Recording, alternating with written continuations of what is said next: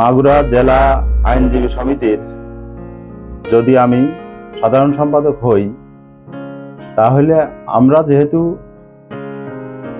অ্যাডভোকেটদের ভোটে নির্বাচিত হব, সেজন্য আগে আমাদের বিজ্ঞ আইনজীবী মহোদয়দের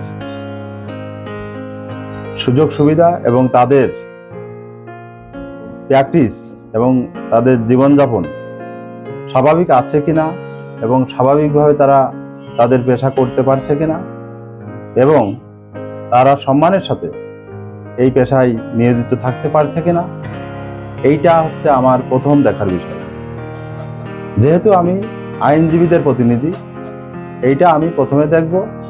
তারপরে আমি দেখব যদি আমার আইনজীবীরা, আমার বিজ্ঞ আইনজীবীগণ যদি তারা স্বাভাবিকভাবে এবং সম্মানের সাথে প্র্যাকটিস করতে পারেন, তাহলে আপামর জনসাধারণ জেলার অথবা ভিন্ন জেলার যারা মাগুরায় আসবে, যারা আইনি সেবা নিতে আসবে, তারা অবশ্যই ভালো প্রতিকার পাবে এবং দুর্দশাগ্রস্ত যে সমস্ত মানুষ আছেন, যারা অভাবী আছেন, তাদের আইনি সেবা যাতে নিশ্চিত হয়, সে ব্যাপারে আমার সবচেয়ে বেশি লক্ষ্য থাকবে এবং তাদের প্রতি আমি নিবেদিত থাকব।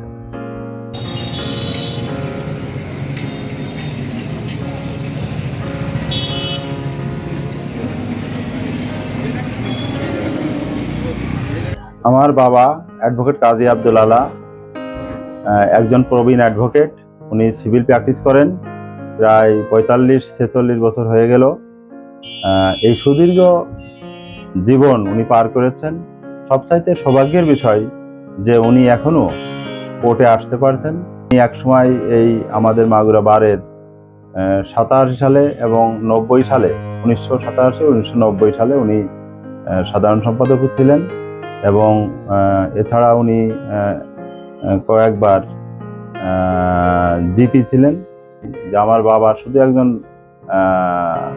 অ্যাডভোকেটই নন, তিনি একজন লেখক বটে। তিনি বাংলা একাডেমির সদস্য, নিয়মিত লেখক। তার লেখা প্রায় 14টা বই আছে, তার ভিতরে 2টা প্রবন্ধ গ্রন্থ, 5টা উপন্যাস এবং কয়েকটা আইনের গ্রন্থ। বিশেষ করে আইনের যে গ্রন্থগুলো, এইগুলো খুব পাঠক সমাদৃত এবং প্রত্যেকটা জেলা শহরে অ্যাডভোকেটরা এই বইগুলো গ্রহণ করেছেন। বিশেষ করে দ্য সিভিল কেস রেফারেন্স বইটা, এইটা খুবই ফলো করছে, সমস্ত অ্যাডভোকেটদের কাছে এটা গ্রহণযোগ্য হয়েছে।